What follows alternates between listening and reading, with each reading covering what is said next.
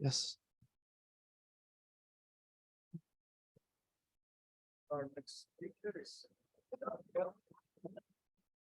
who's going to talk about the theory of the Okay. So thanks a lot for putting together this beautiful workshop.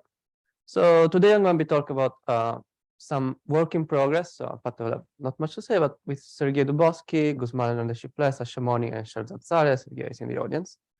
It's about an old question, but that we still believe there are some things that we need to understand about it. So, okay. But okay, this is the plan of the talk. Most of the talk will actually be about the point two. Okay, so the reason why many people are here today is that it's by now pretty clear that QCD, or more precisely Yang-Mills theory in the planar limit, admits in some sense a dual weakly coupled description in terms of a string theory.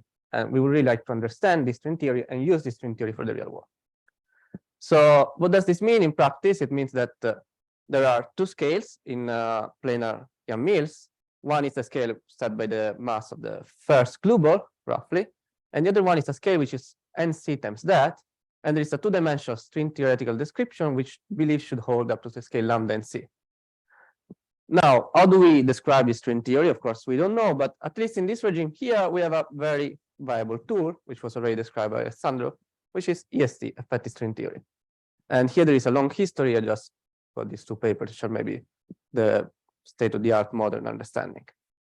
This EST is very powerful and gives us glimpse also about the description in this regime here through the approximate integrability of the worksheet, as it was pointed out in this beautiful work of 2014. And yeah, this came a bit as a surprise, but we now believe that's a strong hint. Okay, so mostly to set up notation, but also to review something, since this will be useful for later, let me describe what is effective string theory. So the setup where effective string theory was the most studied is that of a string wrapping a cycle of a torus and moving in a time direction. So the description holds as long as you take the cycle length to be much larger than the string length, which is roughly the inverse mass of the glue ball. So, and as you all know, effective string theory is actually a theory of Nambu-Goldstone bosons. It just describes the symmetry breaking pattern of Poincare d-dimensional group to the two-dimensional Poincare group times transverse rotation. And this is described embedding the coordinates of the string in this way, in the torus, with xi being the d-2 Nambu-Goldstone bosons. And then you have an action that at leading order coincides with a Nambu-Goto action just out of geometry. And then you have a derivative expansion as long as you consider small excitations corresponding with respect to the string length. The first non-trivial term in this action comes in this form is the extrinsic curvature term, which is roughly some covariant derivative of the worksheet coordinates. And this is the induced metric. Now, this setup is very well understood, as I said before. The question is what does this setup teach us about the mass spectrum of Yang-Mills theory? And again, also this is an old question. In fact, maybe it's the original motivation of QCD in the first place, or the string theory description of QCD. And the idea is that mesons or glue balls are described by open or closed, respectively, rotating strings.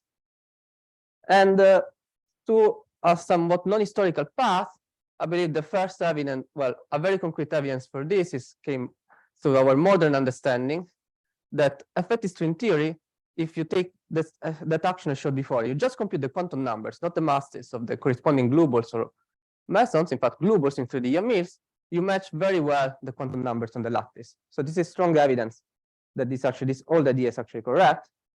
But in fact, the oldest evidence, which is what we want to improve upon, is that there is some predictive power.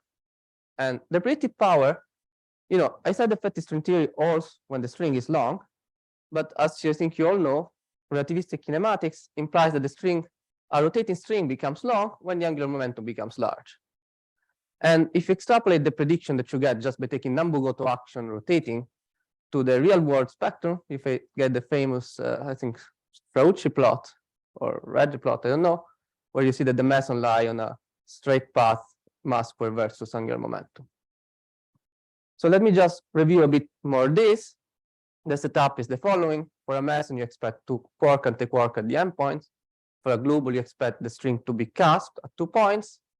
the length is roughly 1 over the angular velocity, and the angular momentum is roughly 1 over the angular velocity square in units of the string length.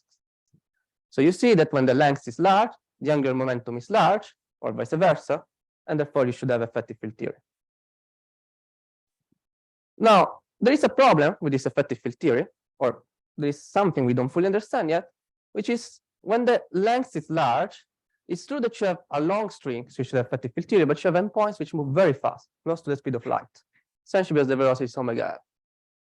And in the case of the glue ball, they're actually cusps.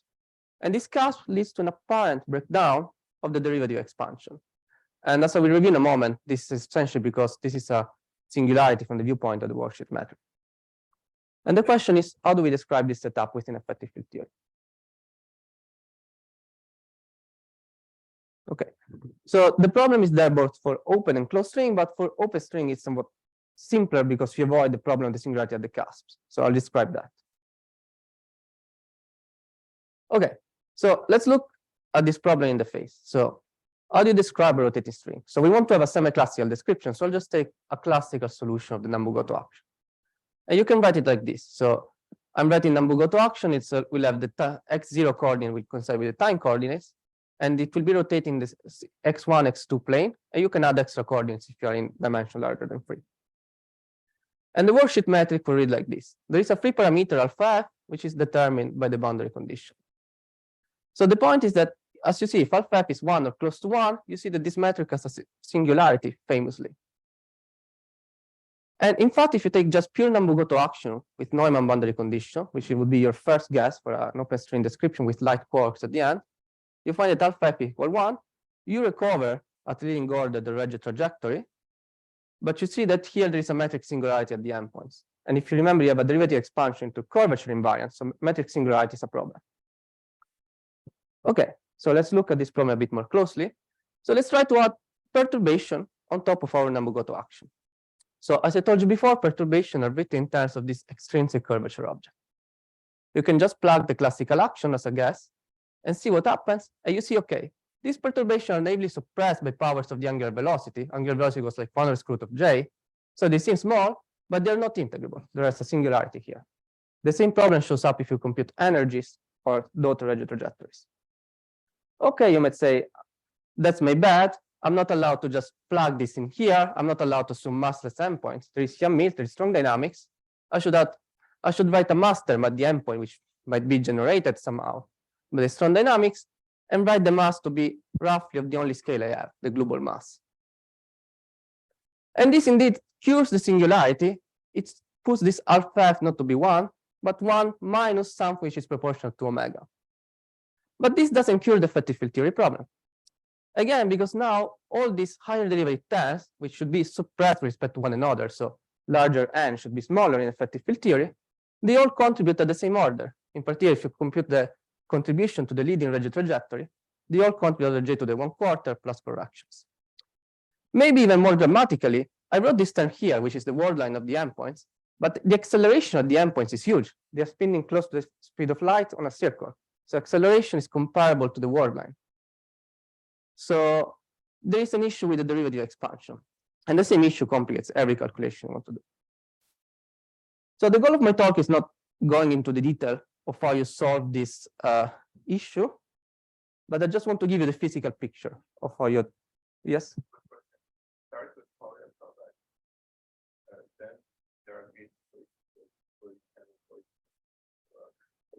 I don't think for in effective string theory you have the Polchinski-Strominger term, which becomes singular at the endpoints. And no, I think that actually the first paper actually tackling this issue is this one by Hellerman and Swanson. We use Polyakov formalism, so I'm going to review. And you also there have an issue. Of course, you don't have this issue in fundamental string theory because you can quantize the theory exactly, and there is no Polchinski-Strominger term. But as soon as you put that into by hand, which you need to in away from 26 dimension, you see the issue again. Yes, thanks. Okay, so the physical idea of the solution of this problem, I think the first paper dealing with it was Hellerman and Swanson, but I think we extend it in Nambu-Goto language and to daughter Regge trajectory, is to think that in effective field theory, you don't resolve the endpoints. This is pretty natural. Rather, these endpoints are embedded with some effective thickness that parameterize your ignorance about them. Now, what does this mean? This means that you have a new cutoff of the endpoints. But once you have a cutoff at the endpoints, it means that you have renormalization of the boundary action at the endpoints. So you will have a boundary action, and this boundary action will get renormalized by the bulk operators below. So those all contributions which I saw before, they were not really bulk contribution, they're just normalization of the boundary action. That's a bit unusual because it happens at a classical level or a quantum level, but it's the same usual story. The maybe most non-trivial part about this story is that actually you might want to naturally identify the cutoff here with the only length scale that you have in the theory, which is again the string length. But however, the metric at the bulk and the metric at the endpoints receive a huge redshift factor, if you remember what I showed before. So if you want the proper time close to here, it's very different than the proper time close to here in terms of the worldsheet metric. It's not even in terms of worldsheet metric, just because it's spinning very fast. So it's a usual GR factor. And this factor turns out to be square root of omega. So it depends on the angular momentum. So this means that if you write your battery action, it's a derivative expansion, derivatives times the string length. But now you rewrite this proper time derivatives in terms of time derivative of the bulk, which is what measures your energy. You will have a factor of 1 over omega to the n.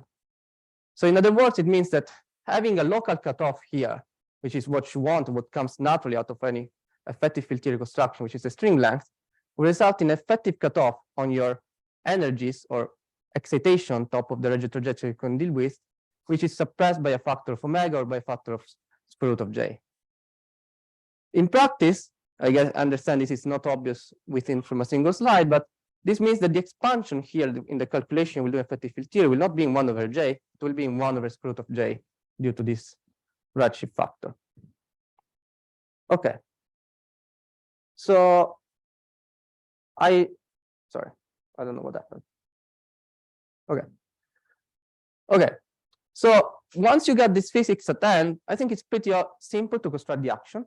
I will not detail here power counting of the boundary action, what happens. I think this will be a bit too technical for a 15-minute talk. But let me just give you a glimpse of the result. The boundary action looks something like this. It's a bit odd because it's written in terms of the acceleration of the endpoint boundary. So you have two copies of this, one for each endpoint, rather than the world line velocity. But it's still, you should remember, this thing is spinning very fast. So the acceleration is non-singular at the endpoint. So you can make sense of this. And you have to make use of several field definitions actually to see that this action is complete. But eventually, the main point is that you have only two coefficients at the first leading and the first subleading order. So this is all your ignorance up to order j to the -1/4. And maybe the only other technical thing that I want you to appreciate or to believe me is that this action is fully reparameterization invariant. So your only technical constraint is reparameterization invariance in the tau coordinate. So the rules are clear, and this is a sample calculation you can do. Now you can compute the rigid trajectory, which is and the total rigid trajectory most importantly, and predict correlation between the coefficients here and the coefficients here. So the leading term is well known. The subleading term, I guess it's also well known, even though maybe not understood in this perspective, and there is an extra subleading term. This m and m2 are trivially related to those coefficients there. And omega here is the angular velocity, it goes to the corner square root of j. You see that here you predict this correlation with this subleading term in the rigid trajectory. So this is the excitation energy on top of this rigid trajectory. Here this is the angular fluctuations. So this is exists in any d, and this only exists in d equal to 4 or larger are the transfer fluctuation. For n equal 1, these predictions are trivial because they just correspond to changing the angular momentum of the leading one. So that's why they go like omega n. And we also have the subleading prediction here. I'm just not showing for the sake of economy of slides. So the main point, actually, you see this correction goes like omega to the 3/2. The next one will be like omega to the 5/2. So the predict, or you see it here, the expansion is 1 over square root of j, which means that your derivative expansion breaks down a bit earlier than you would have guessed naively. So you actually have to take n much smaller j to the 1/4. Naively, you would have guessed n much smaller than j to the square root of j. And n is an integer. Now, the non-trivial check that you can do is now this calculation was done with this boundary action Nambu-Goto, but now you can include back higher derivative bar terms, like extrinsic curvature. And now you can check what happens to this prediction. They stay the same after normalization of this coefficient M and M2. So this boundary action actually realizes the progress at the beginning. All these things that we couldn't compute now just we normalize our ignorance in the boundary action. So it's a standard effective field theory. Okay, so in the last 2 minutes or 1 minute, I just want to tell you what we plan to do next. Okay, so this story for the open string maybe was theoretically interesting, but our main motivation is going to work closed strings. And this is because there is a possibility to make contact with data. Now, there is an extra technical complication in this case. If you have closed string, is that now the action at the two cusps that you now want to think again as some effective field theory blobs will be constrained by full diffeomorphism, not only diffeomorphism in tau. So you have a two-dimensional diffeomorphism. And this creates some complication. There is also a physics question. This cusp, you might want to think of it as a closed string, full-fledged, or you might want to imagine that there is some degree of freedom here. It could be some gluon physically, like in some spirit, you can imagine maybe some spin 1 degree of freedom at the cusp. So, and this is actually a physics question that you need to, the only way to address it is to compare with data by making prediction. Now, how do you compare with data? Well, the story of the effective string taught us that it's a non-trivial question because the derivative expansion beyond the leading radial trajectory doesn't converge as well. But a lot of progress was achieved using this approximate integrability to sum a number of corrections. So there is also a theoretical question here.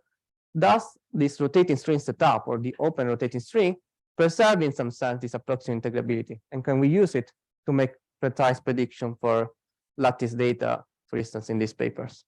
So I hope to report about this in the future. And with this, I thank you.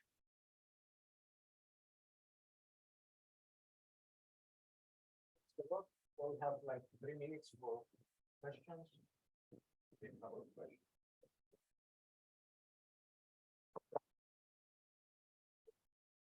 The best literature on bench rotating strings and ATS data. Right there. I guess there everything is well defined.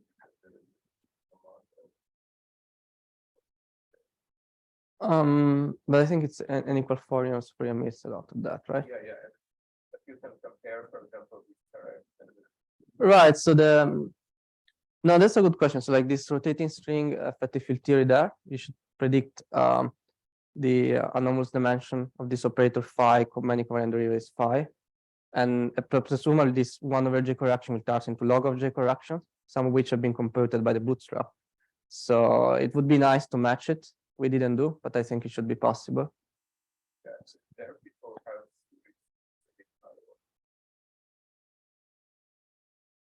Yeah, so if you know the string, of course you can. But I mean, this operator, this gauge theory operator, somehow exists also in more general theories. So I would say, like, I'm just saying where this could be useful is in a bootstrap perspective. For example,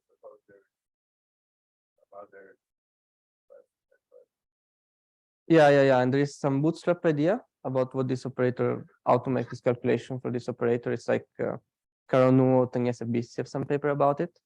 This could provide a physical interpretation of the result. Professor Givoyado, I think, has something about it. So I think that would be useful. I think in any portfolio, you know the string, so now maybe should apply in some regime, but maybe it's less useful.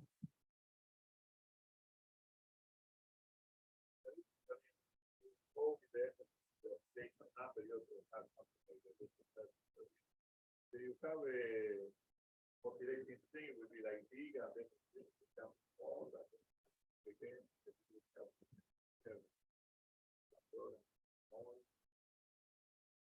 I didn't think about it. Fine.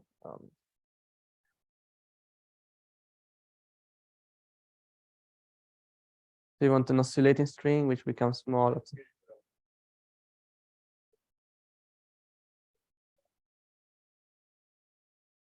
I mean, it depends on how fast it shrinks, I guess. I don't know. It's possible that some of this technology can be used there. I don't have an answer for that. Yeah.